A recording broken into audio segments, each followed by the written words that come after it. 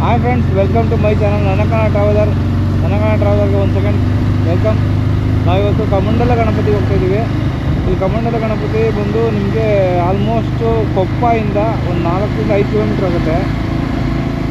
ನೀವು ಇಲ್ಲಿ ಕಮಂಡಲ ಗಣಪತಿ ವಿಶೇಷ ಏನಂದರೆ, ಪಾರ್ವತಿ ದೇವಿಯು ಭೂಲೋಕಕ್ಕೆ ಬಂದು ಶನಿ ದೋಷ ನಿವಾರಣೆ ಮಾಡ್ಕೊಳ್ಳೋಕ್ಕೆ, ಸ್ನಾನ ಮಾಡಲಿಕ್ಕೆ, ಪೂಜೆ ಮಾಡಲಿಕ್ಕೆ ನೀರಿಲ್ಲದ ಟೈಮಲ್ಲಿ ಸೃಷ್ಟಿ ಮಾಡಿದ್ದ ಗಣಪತಿ ದೇವಸ್ಥಾನ ಅಂತ ಕಮಂಡಲ ಗಣಪತಿ. ಇದು ಪೂರ್ಣ ಇನ್ಫಾರ್ಮೇಷನ್ನು ಮತ್ತು ಇದ್ರ ಲೊಕೇಶನ್ನು ಯಾವ ಕಡೆಯಿಂದ ಹೋಗಬೇಕು ಅನ್ನೋದೆಲ್ಲ ನಾವು ಈ ವಿಡಿಯೋದಲ್ಲಿ ತಿಳಿಸ್ಕೊಡ್ತೀವಿ ಫ್ರೆಂಡ್ಸ್. ಈ ವಿಡಿಯೋನ ಈಗ ಕಂಟಿನ್ಯೂ ಮಾಡೋಣ ಬನ್ನಿ. ಈಗ ನಮಗೆ ಈಗ 2.8 ಕಿಲೋಮೀಟರ್ ಇದೆ ಕಮಂಡಲ ಗಣಪತಿ. ಹೋಗಿ ಅಲ್ಲಿ ಇನ್ಫಾರ್ಮೇಷನ್ನ ತೊಗೊಳಕ್ಕಾದರೆ, ಅಂದರೆ ಅಲ್ಲಿ ವೀಡಿಯೋ ಮಾಡೋಕ್ಕೆ ಬಿಟ್ಟರೆ ವೀಡಿಯೋ ಮಾಡಿ ನಿಮಗೆ ಇದು ಇನ್ಫಾರ್ಮೇಷನ್ ಅಪ್ಲೋಡ್ ಮಾಡ್ತೀವಿ ಯೂಟ್ಯೂಬಲ್ಲಿ. ಎಲ್ಲ ನೋಡಿ ನಿಮಗೆ ಈ ಇನ್ಫಾರ್ಮೇಷನ್ನ ಇಷ್ಟ ಆದರೆ ಲೈಕ್ ಮಾಡಿ, ನಿಮ್ಮೆಲ್ಲ ಫ್ರೆಂಡ್ಸ್ಗೆ ಶೇರ್ ಮಾಡಿ. ನಮ್ಮ ಈ ಪುಟ್ಟ ಒಂದು ಪ್ರಯತ್ನಕ್ಕೆ ನಿಮ್ಮ ಸಪೋರ್ಟಲ್ಲಿ ಕನ್ನಡ ಯೂಟ್ಯೂಬರ್ಸ್ನ, ನಮ್ಮ ಕನ್ನಡಿಗರು ಮತ್ತು ಎಲ್ಲರೂ ಬೆಳೆಸ್ಕೊಂಡೆಲ್ಲ ಕೇಳ್ಕೊಂತ ಈ ವಿಡಿಯೋನ ಈಗ ಕಂಟಿನ್ಯೂ ಮಾಡ್ತಾಯಿದ್ದೀನಿ. ಬನ್ನಿ ಫ್ರೆಂಡ್ಸ್, ಈ ವಿಡಿಯೋ ಈಗ ಕಂಟಿನ್ಯೂ ಮಾಡೋಣ.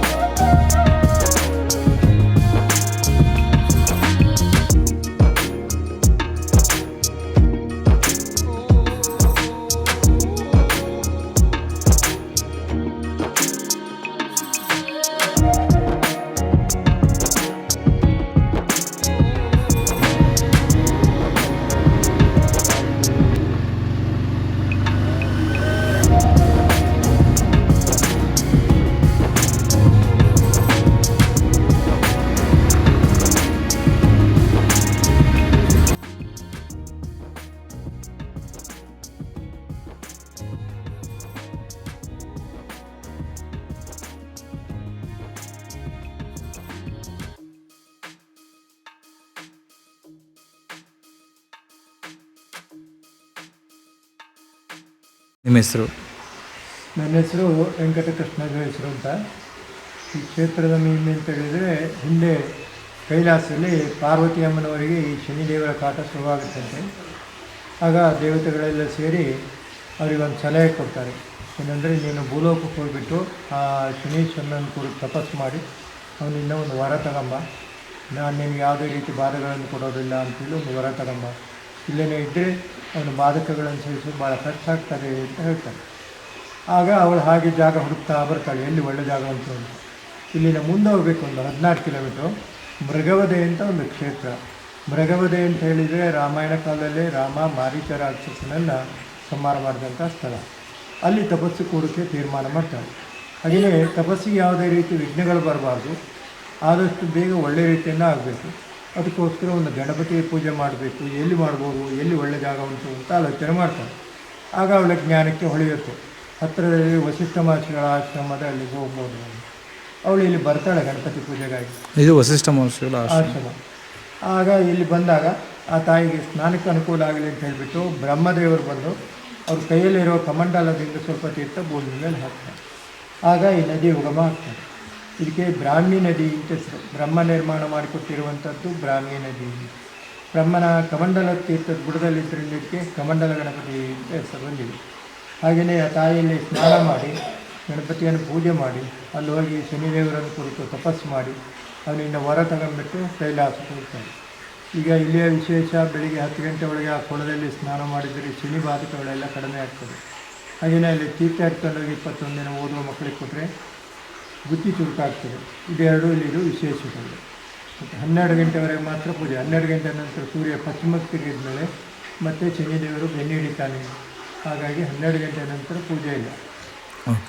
ಇಲ್ಲಿ ಬೆಳಿಗ್ಗೆ 7 ಗಂಟೆಗೆ ದೇವಸ್ಥಾನ ಓಪನ್ ಆಗುತ್ತೆ. 7:30 ಇಂದ 8:00ವರೆಗೆ ಪಂಚಾಮೃತ ಅಭಿಷೇಕ ಇರ್ತದೆ. ಅದಾದ ನಂತರದಲ್ಲಿ ಅಲಂಕಾರ ಪೂಜೆ ಮತ್ತು 12 ಗಂಟೆವರೆಗೆ ಬಂದವರಿಗೆ ಅರ್ಚನೆ ಮಂಗಳಾರತಿ ಪೂಜೆ ನಡೀತಾ ಇದೆ. ಸರಿ.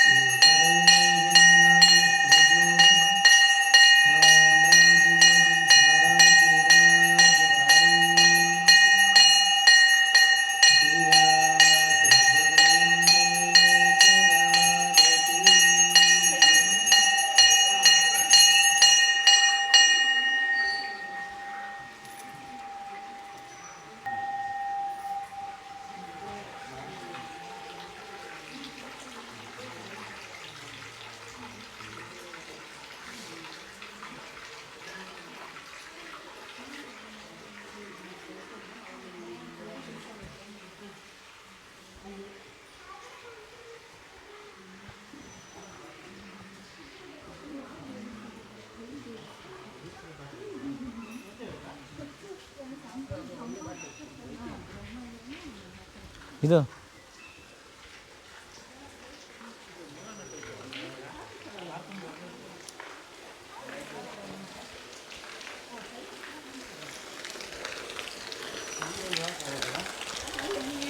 ಇಲ್ಲಿಂದ ಹೋಗು. ಇಲ್ಲ ಜಾರಲ್ಲ, ಆ ಮ್ಯಾಟ್ ಮೇಲೆ ಹೋದ್ರೆ ಜಾರಲ್ಲ ಅಮ್ಮ, ಸೈಡಲ್ಲಿ ಹೋದ್ರೆ ಜಾರುತ್ತೆ. ತಲೆ ಮೇಲೆ ಹಾಕೋಬೋದು ನೀರು, ಹಾಕೋಬೋದು. ಬಟ್ ಈ ಕಲ್ಮೆ ಕಾಲಿಟ್ಬೇಡಿ ಅಷ್ಟೇ, ಅದು ತುಂಬ ಪಾಚಿ ಇದೆ.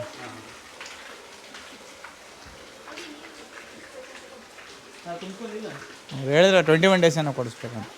21 ಡೇಸ್ ಏನೋ ಕೊಡ್ತೀನಿ.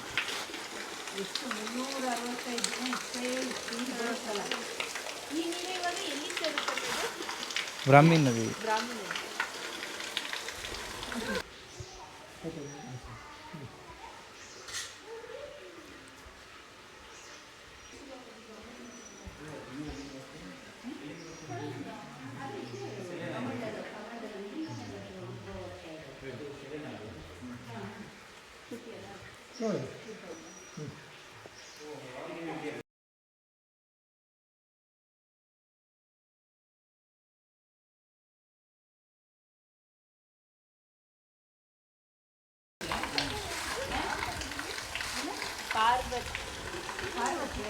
ಹಾಂ